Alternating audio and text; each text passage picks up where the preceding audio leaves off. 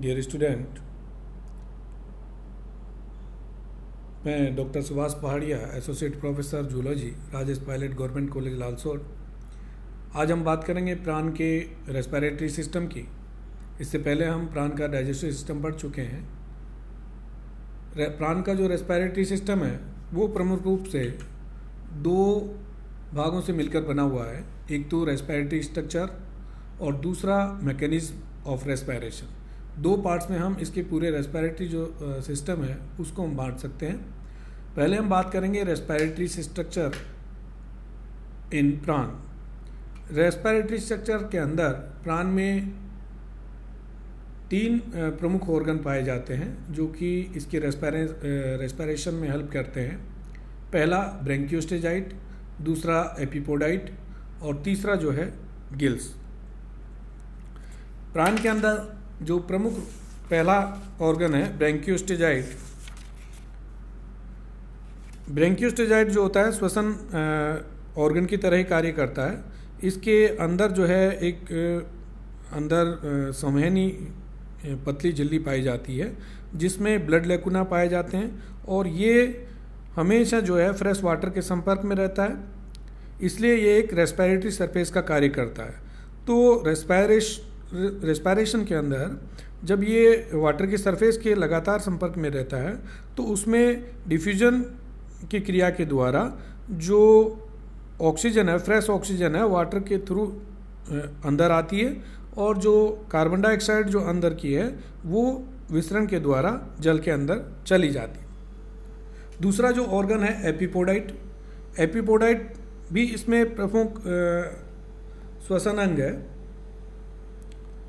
और ये जो है प्राण के अंदर गिल्स के अन्य जो सहायक श्वसनांग होते हैं उनकी तरह ये कार्य करता है। प्राण के अंदर तीन जोड़ी जो है एपिपोडाइट पाए जाते हैं और ये पत्ती के समान होते हैं, वेस्कुलर होते हैं और जो इसका इंटेगुमेंट है उसके ये प्रवर्ध होते हैं। यहाँ पे जो मैक्सिलिपीड्स होती हैं उसके कोक्सा से ये निकले रहते हैं। एपिपोडाइट गिल चैम्बर में आगे की ओर ये है, स्केफोग्नेथाइड्स के नीचे की तरफ पाया जाता है और ये संरचना में पतले, अत्यंत परिसंचारी होने के कारण ये भी एक रेस्पिरेटरी ऑर्गन की तरह कार्य करते हैं। इनको प्रिमिटिव गिल्स भी कहते हैं। नेक्स्ट जो प्रमुख भाग है गिल्स। प्राण के अंदर जो गिल्स होते हैं वो प्रमुख रूप से रेस्पिरेटरी ऑर्गन्स होते हैं और ये जो है प्राण की जो सिफेलोथोरक्स है उसके नीचे जो है ब्रेंकियोस्टेजाइट पाया जाता है। उसी में जो है ये 8 प्रमुख रूप से गिल्स पाए जाते हैं। जो गिल्स होते हैं ये थोरैकिक जो वाल्स होती है उससे अटैच होते हैं। संरचना में अगर हम इसको देखें तो ये अर्धचंद्राकार या हाशिए के आकार के होते हैं। गिल चैम्बर या ब्रेंकियल चैम्बर के अंदर टोटल 8 गिल पाए जाते हैं, लेकिन ये दिखाई केवल 7 ही देते हैं क्योंकि जो एक गिल है वो दूसरे के पृष्ठभाग के नीचे की तरफ छिपा रहता है, इसलिए देखने में ये 7 ही दिखाई देते हैं लेकिन होते 8 हैं। अगर हम इनको देखें संरचना में, अगर हम इनको देखते हैं तो ये जैसे इनकी संरचना आप देख रहे हैं तो पहला जो गिल होता है वो छोटा होता है, उसके बाद में ये उत्तरोत्तर बड़े होते जाते हैं।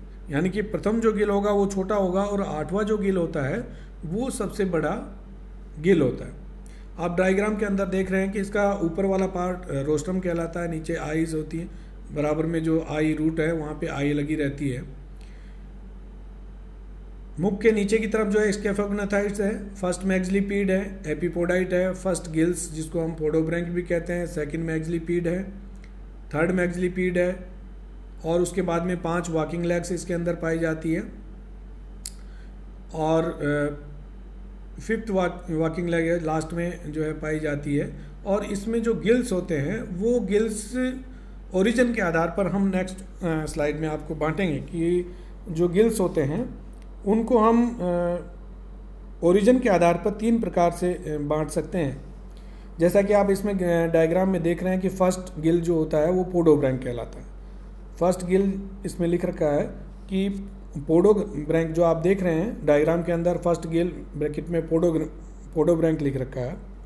ये जो गिल होता है, जो उपांग है उसके आधारीय जो पोडोमियर है यानी कि कोक्सा से जुड़ा हुआ रहता है।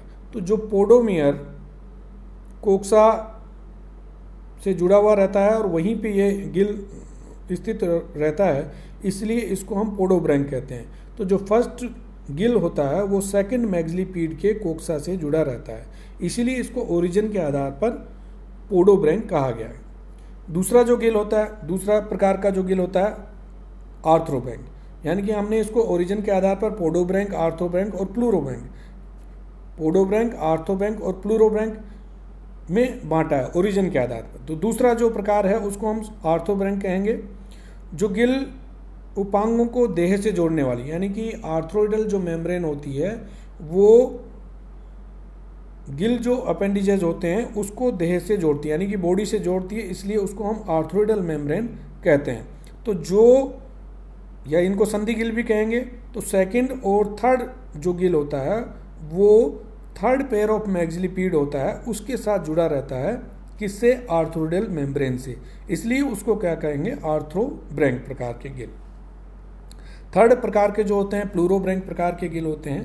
प्लूरोब्रैंक यानी कि जो पार्श्व भित्ति से जुड़े हुए हैं, जो उसी सेगमेंट की पार्श्व जो वाल होती है उससे जुड़े हुए रहते हैं। आप डायग्राम में देख सकते हैं कि जो फोर्थ से लेकर और 8 तक के जो सभी गिल होते हैं वो पार्श्व भित्ति से जुड़े हुए रहते हैं, इसलिए हम इनको यहाँ पे कहेंगे प्लूरोब्रैंक। प्लूरो मतलब पार्श्व भित्ति से जुड़े हुए रहने वाले जो गिल हैं उनको हम प्लूरोब्रैंक प्रकार के कहते हैं। अब यदि हम देखें तो इसमें पहला जो फर्स्ट मैग्जिलिपीड पर कोई गिल नहीं होता है, दूसरा जो मैग्जिलिपीड होता है उसके कोक्सा से जुड़ा कौन सा? पोडोब्रैंक प्रकार का गिल रहता है, और थर्ड मैग्जिलिपीड जो होता है उससे आर्थ्रोइडल मेम्ब्रेन से जुड़े हुए 2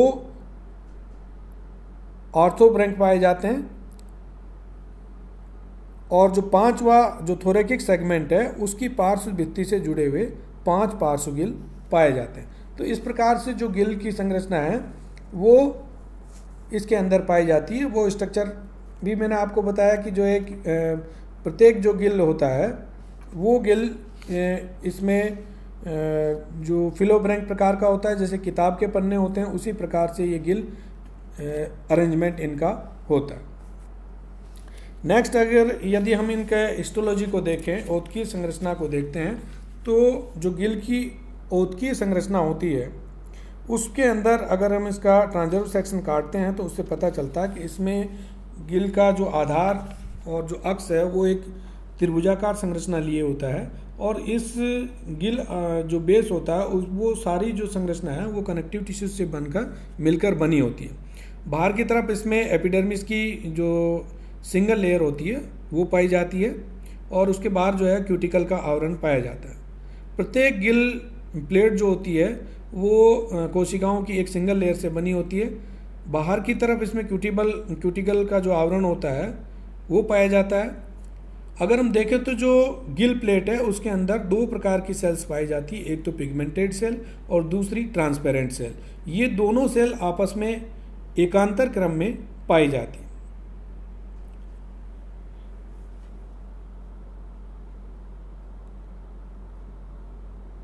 अब हम देखते हैं कि इसमें ब्लड का सर्कुलेशन गिल्स के अंदर किस प्रकार से होता है। जो ब्लड का सर्कुलेशन है उसके लिए प्रमुख रूप से 3 जो है वाहिनियाँ, रुधिर वाहिनियाँ महत्वपूर्ण है। इसमें रुधिर वाहिनियाँ जो होती है प्रमुख रूप से एक तो मीडियन लॉन्गिट्यूडिनल ब्लड चैनल पाई जाती है और 2 लेटरल लॉन्गिट्यूडिनल चैनल इसके अंदर पाई जाती है। लेटरल लॉन्गिट्यूडिनल जो चैनल होती है दोनों आधार के पार्श्व किनारों की तरफ एक एक चलती है, और जो मीडियन लॉन्गिट्यूडिनल रुधिर वेसल्स जो होती है वो मध्य खांच के नीचे गिल के आधार के शिखर तक चलती है। दोनों जो पार्श्व अनुदैर्ध्य रुधिर वाहिनिकाएँ होती है वो ट्रांसजेरो कनेक्टिव्स के द्वारा आपस में जुड़ी रहती है। तो जो पार्श्व वाहिनियाँ और ट्रांसजेरो कनेक्टिव्स आपस में जुड़ी रहती है उनका एक स्ट्रक्चर सीढ़ीनुमा स्ट्रक्चर बन जाता है। पार्श्व जो रुधिर वाहिनियाँ होती है उसमें मार्जिनल चैनल निकलते हैं। ये मार्जिनल चैनल जो है गिल प्लेट के सीमांत किनारों की तरफ चलते हैं और मीडियन लॉन्गिट्यूडिनल जो वेसल्स होती हैं उनमें आकर खुल जाते हैं। तो जो विभिन्न भागों से, शरीर के विभिन्न भागों से जो रुधिर को एकत्रित किया जाता है वो शुद्ध होने के लिए गिल्स के अंदर आता है। तो जो अशुद्ध रुधिर है वो एफेरेंट ब्रेंकियल चैनल के द्वारा गिल में लाया जाता है। यहाँ से फिर वो जो गिल रूट होती है उसमें प्रवेश करता है और उसके पास में जो ट्रांसजेरोकनेक्टिव वाहिका होती है उसमें जाकर ये खुल जाता है। जो अशुद्ध रुधिर होता है वो लेटरल लॉन्गिट्यूडिनल वेसल्स में बहता हुआ मार्जिनल चैनल में चला जाता है। मार्जिनल चैनल क्या होते हैं? मार्जिनल चैनल जो होते हैं वो डायरेक्ट जो वाटर होता है जल के संपर्क में रहते हैं, इसलिए ये स्तर इनका जो होता है वो संवहनीय होता है। तो जल से जो ऑक्सीजन है वो इन मार्जिनल चैनल के द्वारा ग्रहण की जाती है और जो अशुद्ध रुधिर में जो CO2 होती है वो इन मार्जिनल चैनल से विसरण की क्रिया के द्वारा जल में विसर्जित कर दी जाती है।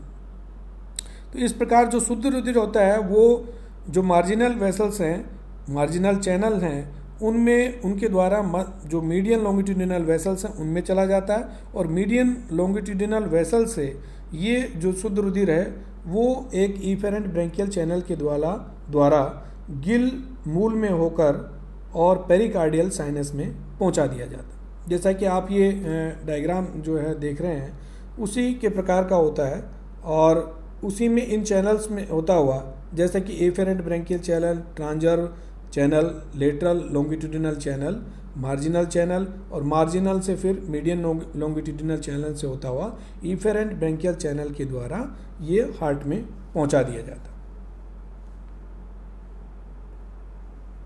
अब हम इसके मैकेनिज्म के बारे में बात करते हैं कि जो रेस्पिरेशन की मैकेनिज्म जो है वो किस प्रकार से इसके अंदर होती है।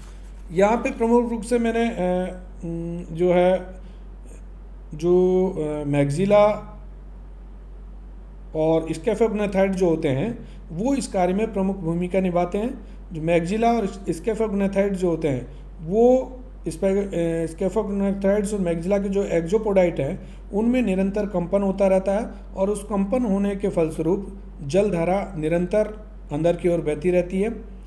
जल जो है गिल्स के ऊपर गुजरता हुआ और गिल चैम्बर में पहुंचता है और इस प्रकार जो है जो रेस्पिरेटरी ऑर्गन है वो फ्रेश वाटर के संपर्क में आते हैं जहां से विसरण की क्रिया के द्वारा ऑक्सीजन और CO2 का एक्सचेंज किया जाता है।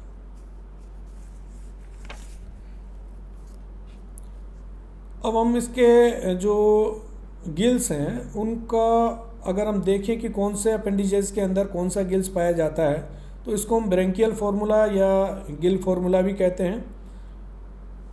एक तरफ एक कॉलम में अपेंडिजेस हैं, दूसरे कॉलम पे जो रेस्पिरेटरी गिल्स हैं या रेस्पिरेटरी ऑर्गन्स हैं उनको दिखाया गया है कि कौन से, जैसा कि मैंने आपको पहले भी बताया था कि ओरिजिन के आधार पर हम इसको गिल्स को बांट सकते हैं कि कौन सा गिल किस अपेंडिजेस से ओरिजिनेट हुआ। तो जैसे सबसे पहले हम फर्स्ट मैग्जिलीपेड की बात करते हैं तो फर्स्ट मैग्जिलीपेड के अंदर एक एपिपोडाइट होता है, सेकंड मैग्जिलीपेड के अंदर एक एपिपोडाइट और एक पोडोब्रैंक होता है, थर्ड मैग्जिलीपेड के अंदर यानी कि वहाँ से जो ओरिजिनेट होता है थर्ड मैग्जिलीपेड से एक एपिपोडाइट ओरिजिनेट होता है और साथ ही इसमें 2 आर्थोब्रैंक पाए जाते हैं जैसा मैंने आपको पहले बताया। और जो वॉकिंग लेग्स हैं फर्स्ट, सेकंड, थर्ड, फोर्थ और फिफ्थ, इन वॉकिंग लेग्स के अंदर एक एक प्लूरोब्रैंक पाया जाता है। जैसा कि मैंने आपको बताया था कि जो पार्श्व भित्ति है उससे ये जुड़े हुए रहते हैं इसलिए इनको प्लूरोब्रैंक कहते हैं। तो प्लूरोब्रैंक संख्या में 5 होते हैं, आर्थोब्रैंक 2 और पोडोब्रैंक 1 और एपिपोडाइट जो होते हैं 3 होते हैं। इस प्रकार से टोटल हम करते हैं तो ये 11 जो है रेस्पिरेटरी ऑर्गन या गिल्स जो है पाए जाते हैं। तो इसको हम एक गिल फॉर्मूला कहते हैं। Thank you.